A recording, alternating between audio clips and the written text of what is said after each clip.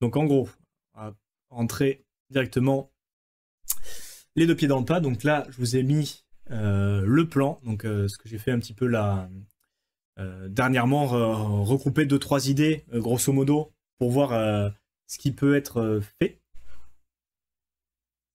Donc en gros, il y a deux scénarios.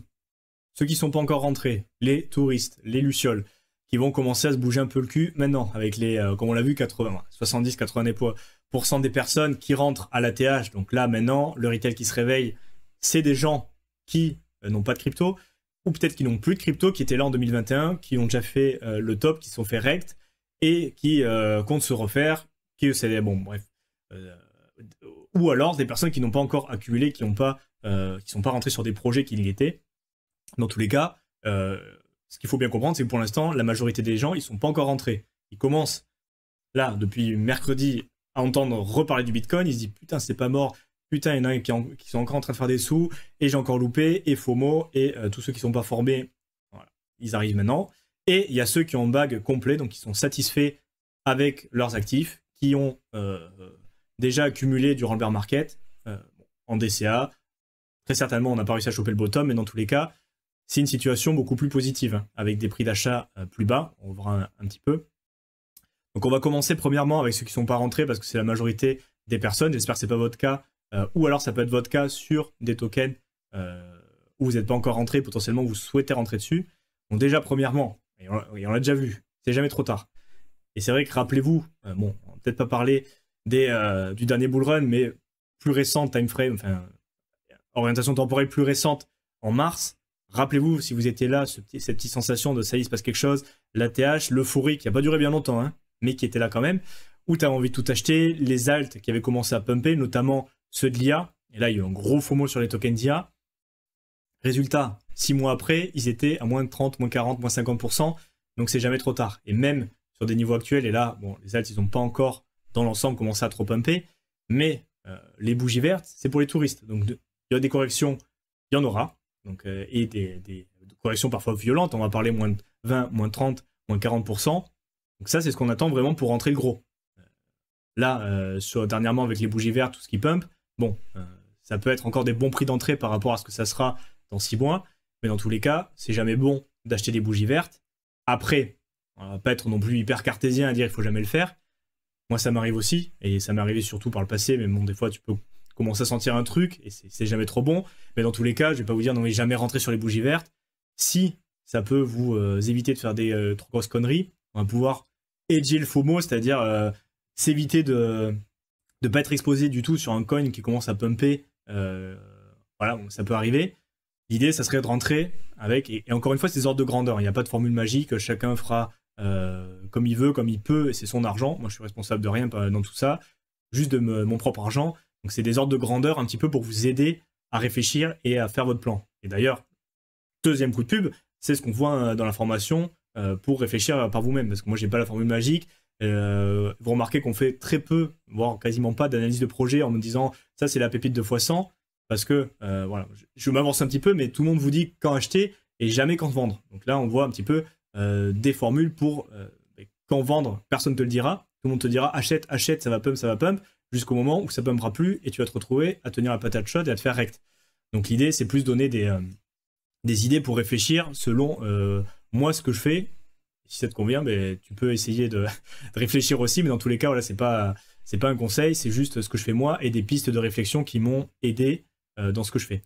Donc effectivement, et ça, je le fais vraiment, hein, quand tu dis putain j'ai envie d'entrer sur un projet, il a quand même pumpé, rentre une petite partie. Et ça déjà tu dis ok c'est bon, j'ai une allocation, même si c'est pas important, j'ai même 10%, même 5%, je sais pas, mais juste te dire je suis rentré sur le projet et il continue à pumper, tu dis déjà c'est différent, mentalement c'est différent.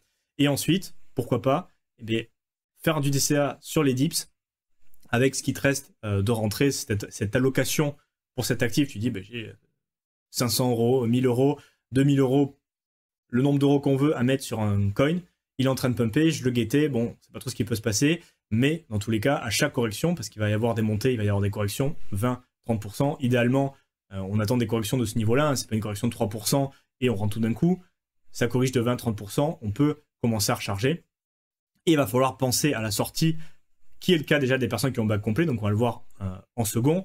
Mais dans tous les cas, je voulais voir, et là quand même, on va sortir la tablette. Attendez, je prépare le truc. Donc il faut bien avoir conscience d'un truc quand même, parce que effectivement, ceux qui ne sont pas rentrés, donc là on va refaire notre schéma du cycle avec la première montée, la correction de mi-cycle et la phase exponentielle. On va commencer à connaître un peu ce schéma, hein, mais bon, on va partir là-dessus. Donc là, on était jusqu'à présent. Alors, là en vert. On était sur la correction de mi-cycle qui a duré 8 mois, donc depuis mars, 3, voilà, 7, 6, 7 mois, 8 mois, bon, ça dépend comment on voit les choses, mais en gros, depuis le précédent ATH, on rangeait, hein, comme ça, avec le BTC qui faisait comme ça, comme ça, comme ça, comme ça, comme ça, comme ça, et là, on est reparti sur le breakout, voilà. Donc là, on attaque cette partie. Bien évidemment, et parce que on va même faire un peu d'histoire, ce qui arrive avant, parce que là, on a le début du cycle haussier, là, on a le bottom, on va plutôt dire que le bottom, il est par là. Le plus intéressant pour accumuler, bien évidemment, c'est là. Hein. C'est le bear market. Acheter des schémas narratifs de qualité, des coins de qualité avec des fondamentaux. Bon, il y en a qui critiquent un peu cette approche, mais dans tous les cas, moi, personnellement, mon meilleur résultat, c'est d'acheter du Bitcoin entre 5 et 6 000 dollars en 2019, acheter de l'Ethereum à moins de 100 € en phase de bear market.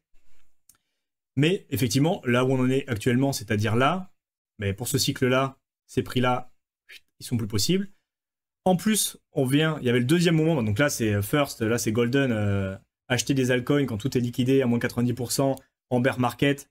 Donc là c'est la meilleure phase d'accumulation. En plus c'est qui dure le plus longtemps. Il y avait plusieurs mois à des prix excellents et voire un an pour acheter du Bitcoin même entre alors c'était quoi?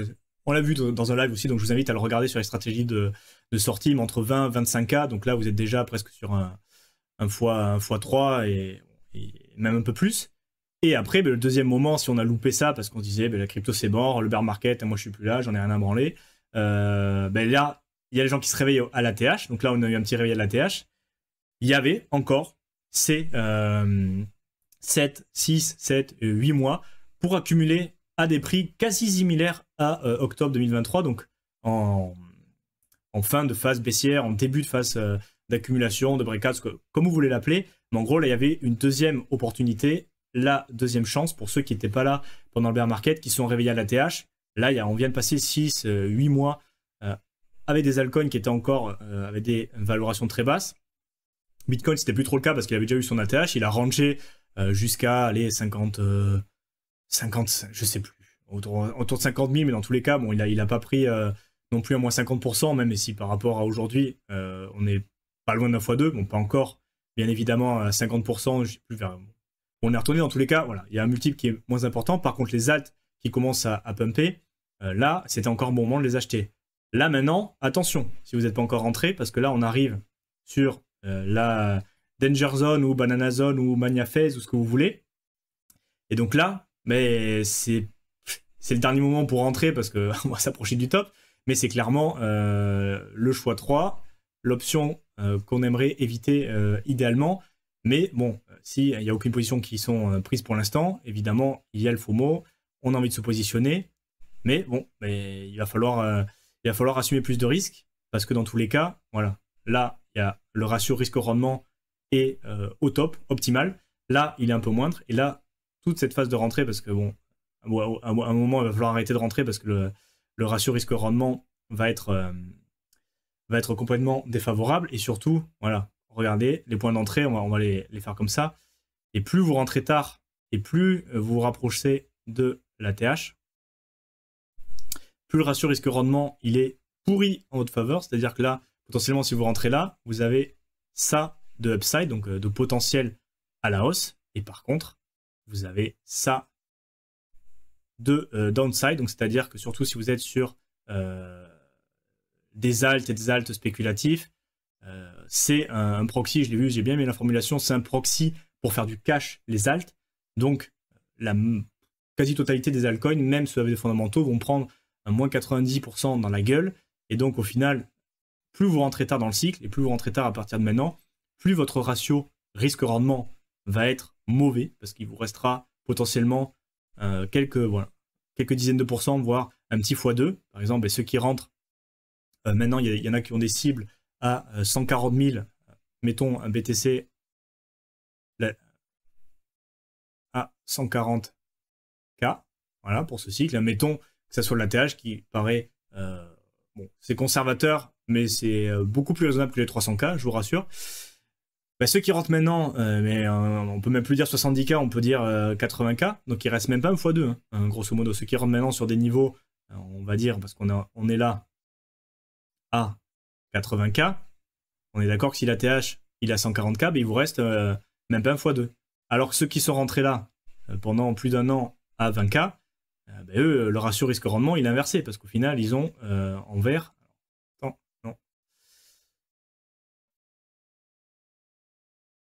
Et on va refaire un schéma, parce que comme ça, on va bien voir la différence. Attendez, je vais prendre le truc.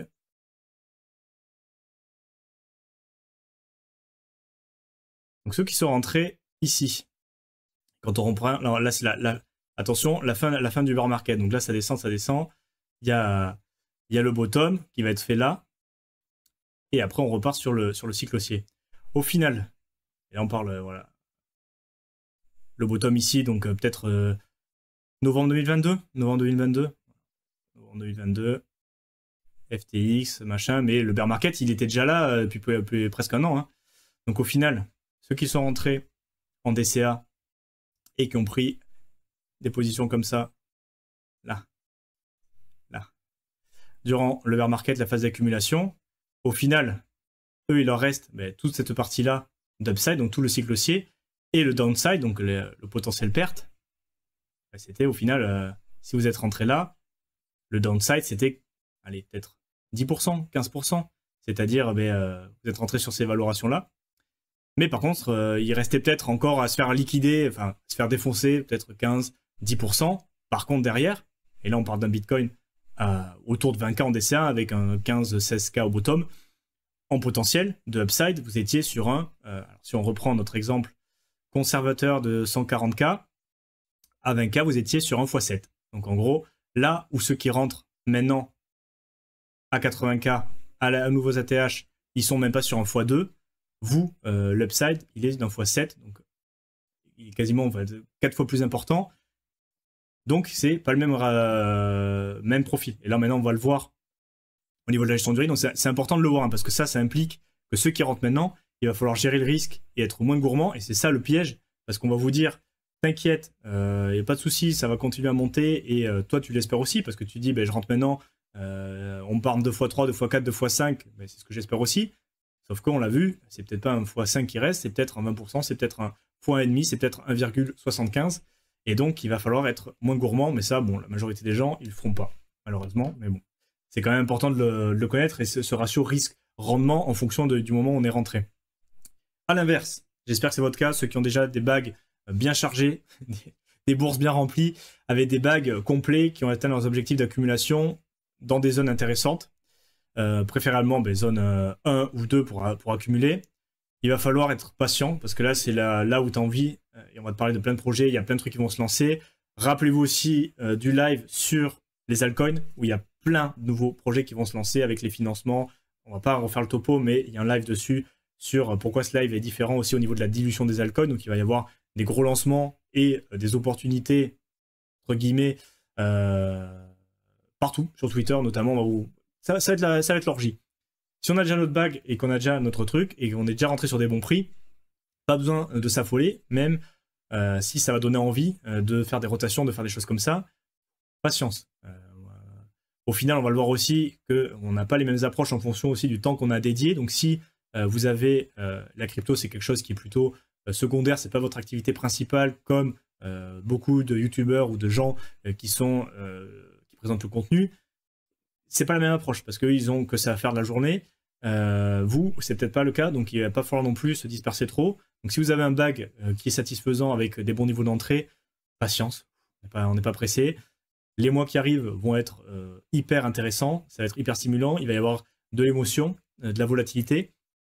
Par contre, il ne faut pas se disperser, donc la patience et surtout préparer sa sortie. Là, franchement, on commence à arriver sur un niveau, on avait beaucoup de temps pour se préparer. Là maintenant, c'est bien quand même de coucher sur papier comment on fait. Donc là, on l'a vu principalement. Troisième coup de pub dans la formation, on le voit aussi, et beaucoup plus en détail, mais là, je vous donne quand même des petites pistes de réflexion pour vous. Donc déjà, de la même manière qu'on ne rentre pas en un coup pour lisser son prix d'entrée, on ne sort pas d'un coup non plus, parce qu'il y a un risque aussi de sortir trop tôt, donc on sort par palier en plusieurs fois, comme à l'entrée.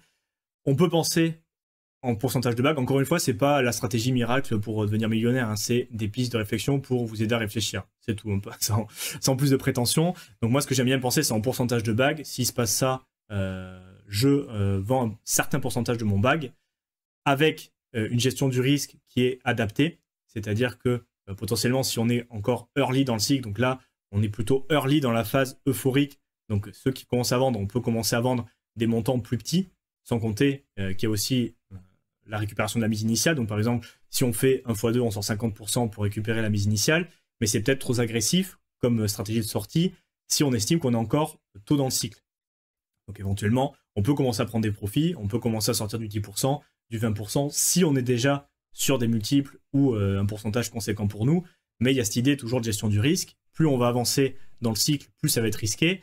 Donc plus on va se dire, avec les indicateurs qu'on a évoqué aussi dans d'autres indicateurs on-chain, voilà, c'est pas juste l'appli Coinbase, les vues sur YouTube, il y a plein d'autres indicateurs, mais au fur et à mesure que les indicateurs nous disent attention, ça chauffe petit à petit, on se rapproche potentiellement du top, il va falloir être plus agressif dans sa stratégie de prise de profit. Donc là, si on n'est pas trop sorti et qu'on commence à se rapprocher du top selon les indicateurs, ben, il va falloir commencer peut-être à sortir un peu plus agressivement. Et ensuite, il y en a qui ont parlé de rotation, et on va le toucher aussi ce point-là. Rotation, oui, mais méfiance. Parce que on va vous faire... Et ça sera le plus gros danger, hein. Moi, je me suis fait...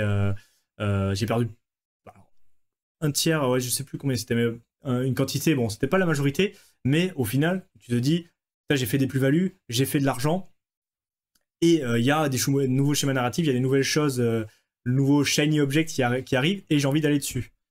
Et c'est là où, justement, c'est le jeu de patate chaude, parce qu'il va y avoir des cycles de nouveaux schémas narratifs, de nouveaux codes, de nouveaux projets jusqu'à la fin du bull run. Et le problème, c'est qu'à un moment, ça va s'arrêter tout ça, hein. La fête va s'arrêter, et du coup, si vous vous retrouvez avec la patate chaude. Donc la rotation, oui, mais pareil, là, moi, personnellement, je ne ferai pas des rotations dans des altcoins, voilà, ou alors dès qu'ils n'ont pas encore pumpé, mais quand on va arriver en milieu fin de cycle, la rotation, elle se fait plus, pour ma part, sur des coins qui n'ont pas encore pumpé, des coins avec des petits market cap, des coins avec peu de volume, des trucs comme ça. Non, il va sur des coins qui deviennent de plus en plus risqués. C'est quasiment la majorité des alts qui vont se faire dégommer en bear market. La rotation, elle se fait vers des cryptos moins risqués. Ça peut être BTC, mais ça peut être aussi des stablecoins, c'est-à-dire prise de profit. Et c'est vrai qu'on va vous dire, c'est la rotation, il faut réinvestir dans des schémas narratifs qui n'ont pas encore pumpé. Ça, c'est plutôt vrai pour un début de cycle, c'est-à-dire en mars. Par exemple, il y a beaucoup de tokens d'IA qui avaient pumpé. Ceux qui avaient ces tokens d'IA, parce que moi, c'était pas exposé, par exemple, au schéma narratif, j'ai pas peur de le dire. Ceux qui étaient exposés, par exemple, à Tao, qui a fait un x50 ou un truc comme ça, c'était pas déconnant pour eux de sortir une partie de ses plus-values pour aller réinvestir dans des altcoins qui n'ont pas encore pumpé avec des fondamentaux. C'était le game, c'était ce qu'il fallait faire, ou au moins en partie, c'était ce qu'il fallait faire, c'était pas une mauvaise idée de le faire. Plus on va avancer, plus faire de la rotation comme ça va être risqué, et donc, moi, ce que je ferais, ça va être sortir de l'argent et pas le remettre sur des altcoins risqués, au contraire, le passer, pourquoi pas, sur du BTC long terme, ou carrément sur du stablecoin, et plus y toucher pour pouvoir le redéployer sur le prochain bear market. Rappelez-vous le point d'avant, investissement initial avec le 20%, le x3, il y en a qui parlent, j'ai fait un x3, le livret à 3%, c'est 40 ans. Hein. Donc, va pas falloir dilapider et perdre cet argent parce que tu te dis, c'est le bull run crypto, il reviendra, on sait pas la gueule de la crypto dans 4 ans, on sait pas les performances que ça aura. x3, 40 ans, voilà. Garder un peu les pieds sur terre et pas dilapider cet argent et remettre des tickets dans la loterie, jusqu'au moment où ça s'arrête. Pourquoi j'ai mis attention aux influenceurs? Alors bien évidemment, les scams, tout ça, ça va commencer à repartir. Mais surtout, c'était par rapport à ce thème de rotation. Parce qu'on entend beaucoup parler de rotation. Il y en a beaucoup qui disent, bon, c'est bon, j'ai refait mon portefeuille, j'ai fait une rotation vers tel schéma narratif qui n'a pas encore pumpé. Et revenir au point précédent de ils ont que ça à faire toute la journée. Ils ont parfois aussi des teams de personnes qui les accompagnent, ils sont bien encadrés, ce qui, pour la plupart des gens, c'est pas le cas. Donc au final, on a vu que c'était quand même suffisamment dur de faire de l'analyse fondamentale sur un projet, des choses comme ça. Bon, même si ça, plus on va avancer, plus le fondamental va laisser la place au FOMO et au délire de la commu. Mais dans tous les cas, eux, ils ont des outils aussi de suivi de marché, du temps à passer pour suivre tous les projets que vous n'avez pas. Donc attention aux rotations parce que, comme je l'ai mis, tout le monde va te dire quand acheter, mais personne ne va te dire quand vendre. Donc au final, là en ce moment, il y en a qui parlent, vas-y, je vais faire une rotation vers tel type d'alcool, après je vais acheter ça, j'ai 40 alcools dans mon portefeuille parce que j'ai... Pour la plupart des gens, c'est pas la stratégie qu'il faut parce que il y en a de partout. En plus ça va aller, plus il va falloir être sélectif sur le contenu qu'on suit parce que ça va être le bordel, hein, pour ceux qui étaient là. Rappelez-vous les groupes Telegram où ça spam, des mèmes, des trucs comme ça, donc ça va vite devenir ingérable. Donc ceux qui aiment certains créateurs de contenu, vous avez identifié des personnes qui vous correspondent, mettez, suivez ces personnes et évitez de regarder par exemple sur Twitter pour vous où ça va être n'importe quoi. Donc la partie où c'est pas les gens que vous suivez, et pareil sur YouTube, suivez des chaînes qui vous plaisent, voilà. Mais évitez de vous disperser parce qu'au final vous allez avoir des opportunités magiques entre guillemets partout. Et on va vous proposer monts et merveilles et des centaines de projets. Et au final, si vous êtes dans cette partie, que vous avez déjà votre bague, ça sert à rien de se disperser. La plupart des bénéfices, vous le direz après, mais à mon avis, c'est les coins que vous avez accumulés là. Et ça ne sera pas ceux que vous achetez ici. Surtout en période d'euphorie, en période de bull run, où voilà, c'est beaucoup plus compliqué de gérer son risque. Donc, rotation, oui, mais vers des choses moins risquées, pas vers des choses plus risquées qui n'ont pas encore pumpé. Attention, comme on l'a vu aussi, aux signaux de top, parce que là, on parle de stratégie de sortie, mais il faudra être quand même un peu agile dans une certaine manière, pas se laisser être avec sa cible à 140K et de dire à 140K je vends à 140K, alors que à 120, par exemple, encore une fois, c'est pas la boule de cristal, c'est juste un exemple, à 120, on commence à se rendre compte qu'on est sur des indicateurs de top partout. Bon, peut-être qu'il faudra s'adapter et sortir des plus gros pourcentages. Sans compter, ça j'en ai pas parlé, on sort par palier, on sort par pourcentage, et on peut toujours laisser de la même manière, quand même j'en parle un peu, de la même manière qu'on hedge le FOMO à l'entrée en disant, bon ok, je mets 10-15% pour être exposé, c'est bon, j'ai mon allocation. On peut hedger le FOMO aussi à la sortie, se dire, ok, j'ai pas envie de tout sortir, je vends pas tout, je garde, pareil, 10-15% de mon bag, au cas où ça monte encore, et du coup, j'ai quand même encore une allocation, un certain bag à vendre, si jamais ça pump, et du coup, j'ai hedgé mon FOMO à l'entrée, et je l'ai hedgé aussi à la sortie, parce que, bon, on peut pas s'en vouloir de faire de l'argent, mais comme on l'a vu aussi, tu peux pas t'empêcher non plus, une fois que tu es sorti à 100%, de te dire, putain, si j'avais pas vendu, là c'était x5, là c'était x10, et bon. Si tu as réussi à valider tes plus-values, c'est déjà très bien, il n'y a pas de souci. Par contre, pour éviter cet effet-là, bon, on peut garder un petit 10%, un petit 5%, juste une petite allocation pour se dire, j'en ai encore un petit peu, si jamais ça pump, je suis là, je pourrais vendre encore. Signaux de top aussi par rapport aux influenceurs, donc plus ils sont creux, plus c'est débile, plus on est près du top, hein. En gros, là, on commence à revoir des trucs, mais attendez-vous à avoir des sacrés trucs, des sacrés phénomènes sur les bots de trading, des choses comme ça, des propositions complètement lunaires, donc ça c'est aussi un signal de top un peu marrant. Et le plus dur, enfin, la petite phrase moralisatrice de la fin, le plus dur, c'est même pas de faire le plan, c'est de le suivre, parce qu'effectivement, avec le FOMO et les mecs qui te disent 300K, machin, c'est parti, to the moon, et toi tu te retrouves avec tes cibles à 140, tu dis, bon, peut-être que je vais attendre. Et au final, bon, si on était convaincu et qu'on était rentable avec des grosses plus-values à 140, est-ce que ça vaut vraiment le coup d'attendre? On va prendre quelques questions. J'ai fait un x3. Oui, j'attends qu'il explose un peu plus pendant la halte pour revendre une partie. Après, tout dépend. C'est vrai qu'effectivement, là, on est encore sur des niveaux, je pense.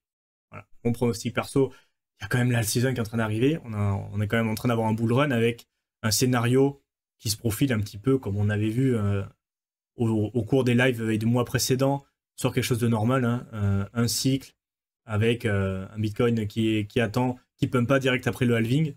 On a eu une latérisation pendant 8 mois, 6-8 mois, une correction normale par rapport à ce qu'on a connu. Et maintenant, on attend la phase euphorique, le fameux bull run, avec, bon, là, il y en a qui commencent à parler premier semestre 2025, avec, à mon avis, un point à faire important premier trimestre et ensuite deuxième trimestre. Potentiellement, moi, ce que je vois bien avec le plus de chance, encore une fois, en termes de probabilité, c'est pas sûr que ça se passe comme ça à 100%, c'est jamais sûr à 100%, mais moi, personnellement, avec les infos limitées que j'ai en ce moment, et là, on va mettre, voilà, j'ouvre le parapluie à fond pour qu'on puisse pas dire Madame Irma, mais grosso modo, c'est quand même un top autour du second trimestre 2025. Potentiellement, c'est ce que je vois actuellement. Donc, effectivement, il en reste encore pas mal sous la pédale. Et surtout, si c'est des coins qui ont déjà pumpé en première partie de cycle, qui ont corrigé, mais qui ont tendance à repumper fortement dès que ça commence à se réactiver, en général, c'est des coins qui vont bien performer sur le cycle. Et donc là, même un coin qui a fait un x3, il lui en reste encore sous la pédale, il n'y a pas de souci par rapport à ça. Donc, préparer son plan de sortie et suivre aussi les indicateurs et ce qui se passe au niveau macro. Et après, qu'est-ce qu'on nous dit? C'est quoi un multiple raisonnable sur les altcoins pour leur cours actuel? Mais ça, en fait, ça va dépendre de ton point d'entrée, ça va dépendre au final de ta cible, parce qu'il n'y a pas... Ça dépend de l'alcool, ça dépend du schéma narratif, ça dépend de plein de choses, et il faudra vraiment voir au cas par cas, en fait. Il n'y a pas de multiple raisonnable générique pour tous les coins. Si c'est un leader de catégorie qui a eu un fort momentum jusqu'à présent, mais ouais, c'est la crypto, hein, même un x10, un x20, c'est pas exclu. Par contre, la plupart des altcoins, ils n'auront pas des performances exceptionnelles. Bien évidemment, il y a tout qui va pumper à un moment à l'alt season, mais avec les phénomènes de dilution en plus par rapport aux autres cycles, on ne sait pas vraiment ce que ça peut donner. Et c'est vrai que l'idée, quand même, c'était de se concentrer plutôt sur des leaders de catégorie, des leaders de schéma narratif. Et c'est pour ça aussi que c'est dangereux un petit peu la rotation plus que sur d'autres cycles, parce qu'au final, on dit ok, rotation sur des coins qui n'ont pas encore pumpé dans un schéma narratif, parce qu'en fait, plus on arrive tard, plus les touristes arrivent tard, plus on est sur des atterrissages de Bitcoin, des leaders de catégorie dans le RWA qui ont déjà énormément pumpé, et en fait, ils se disent, et ils ont un peu raison, il y a des bougies vertes, il y a tout qui a déjà pris un x20, mais moi, tout cet upside, je ne l'ai plus, donc je vais rentrer sur des coins qui n'ont pas encore pumpé, des coins nouveaux, avec pas forcément un gros market cap, mais c'est peut-être des coins qui vont pumper un peu, mais qui ne vont pas pumper comme les leaders de catégorie. Donc au final, il y a aussi ce danger de la rotation, et ça, voilà, on le formule peut-être un peu mieux maintenant, mais faire de la rotation sur des altcoins qui n'ont pas encore pumpé, sur ce cycle-là, c'est encore plus dangereux que sur les cycles précédents, parce que ça l'a toujours été.